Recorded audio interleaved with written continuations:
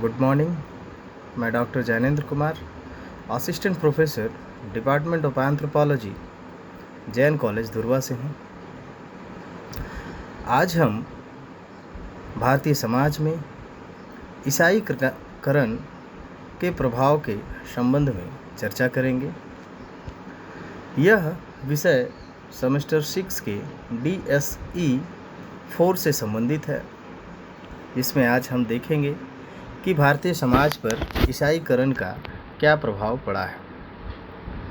वैसे तो ब्रिटिश शासनकाल के आगमन से ही ईसाईकरण का प्रभाव भारतीय समाज पर पड़ने लगा है। ब्रिटिश शासनकाल में ईसाई धर्म प्रचारक भारत आए और उनके प्रचारकों द्वारा सरल जनजातीय समाजों का चयन ईसाई धर्म के प्रचार तथा प्रसार के लिए किया गया।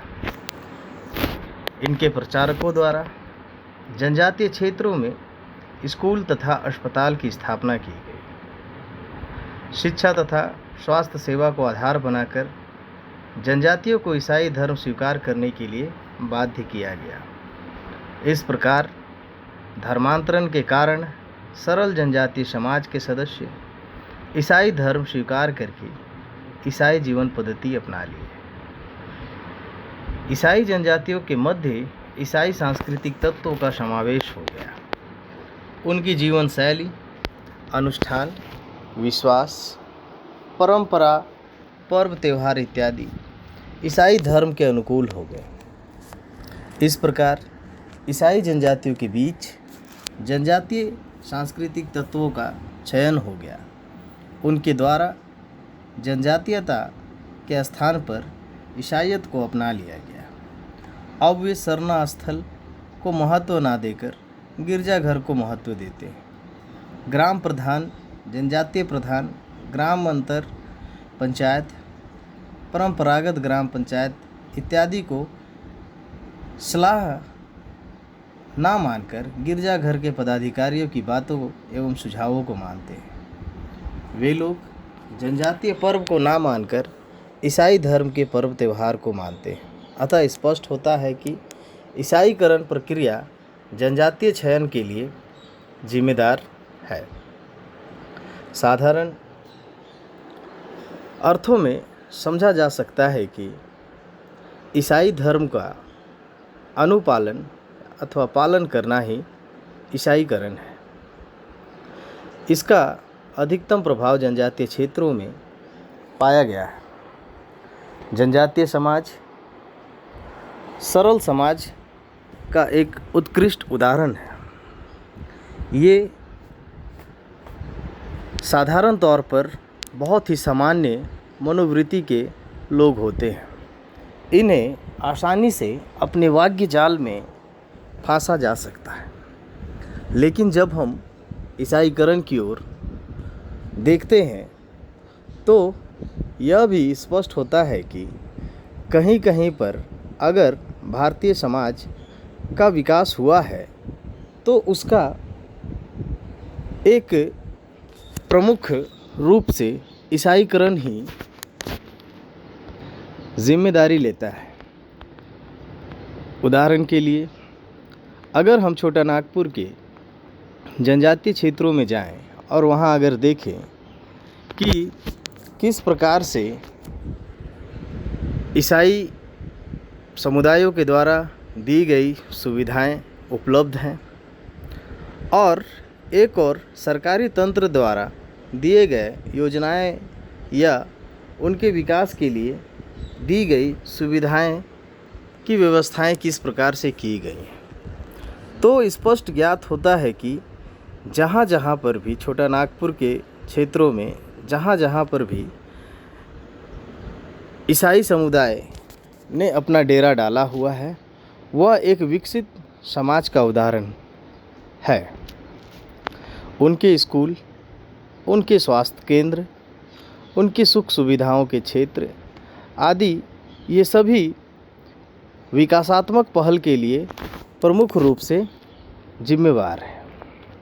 वे बहुत ही सुव्यवस्थित तरीके से और बहुत ही सुसंचालन तरीके से अपने कार्य को करते हैं। इन्हीं भौतिक सुख सुविधाओं के कारण जनजातीय समाज ईसाई धर्म के अधीन हो गए अथवा उनसे आकर्षित होकर वे धर्म परिवर्तन को भी ना हिचकिचाए। धीरे धीरे उनकी जनसंख्या बढ़ती गई और ग्रामीण क्षेत्रों में ईसाईकरण का प्रबल रूप देखने को मिलने लगा। लेकिन कहीं कहीं यह भी पाया गया कि इसके कारण से अथवा ईसाईकरण के कारण से जनजातीय समाज में काफ़ी परिवर्तन हुए हैं। जनजातीय समाज में जैसे उनकी सामाजिक, उनकी सांस्कृतिक, उनकी धार्मिक, उनकी राजनीतिक आदि सभी व्यवस्थाएं प्रभावित हुई हैं। सामाजिक रूप से हम देख सकते हैं कि जनजातीय क्षेत्रों में पाया जाने वाला अखड़ा, युवा गृह आदि संस्थाएं काफ़ी प्रभावित हुई हैं। उनके पारंपरिक रीति रिवाज भी काफ़ी प्रभावित हुए हैं।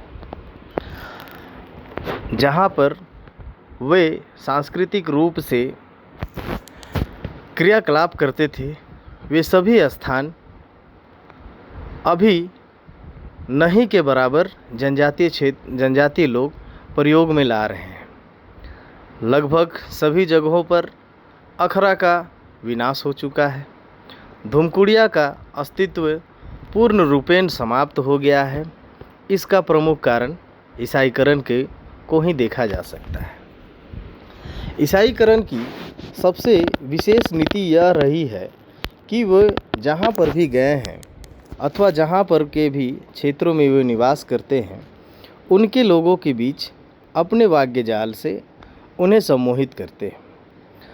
उनके रीति रिवाज में भी इस प्रकार से वे अंदर तक चले जाते हैं कि जनजातीय समाज उनके अधीन हो जाती है।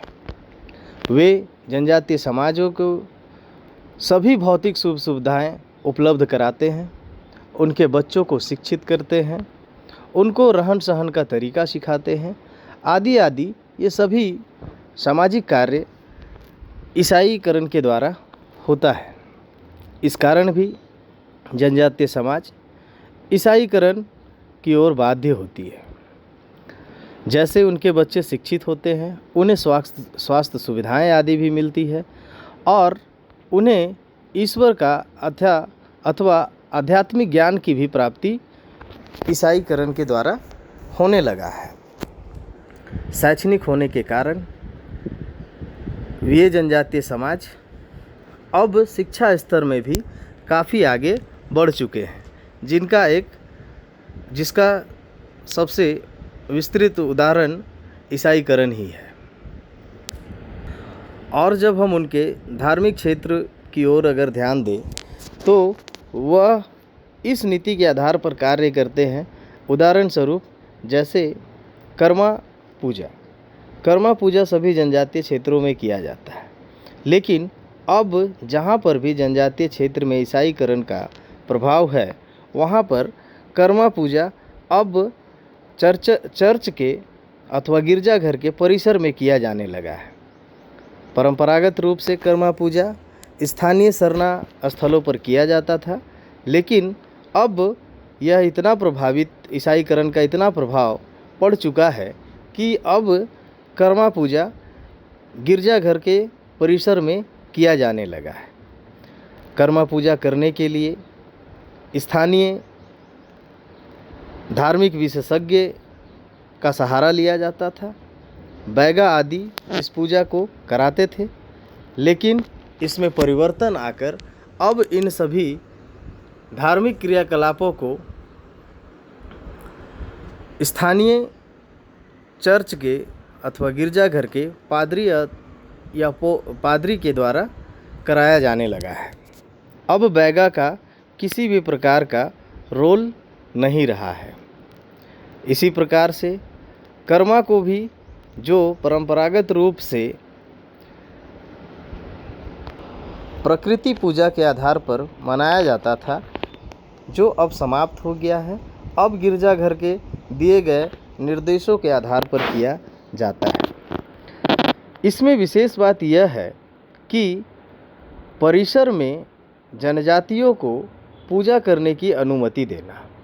वे इस कार्य को इतने आसानी तरीके से करते हैं कि जनजातीय लोग इस चीज़ों को नहीं समझ पाते।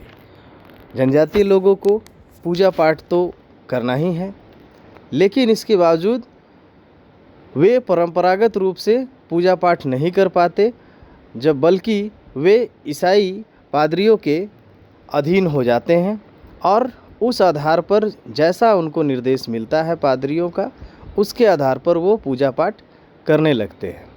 इस प्रकार से उनके धर्म पर भी ईसाईकरण का प्रभाव हुआ है, उनके सामाजिक स्तरों पर भी ईसाईकरण का प्रभाव पड़ा है।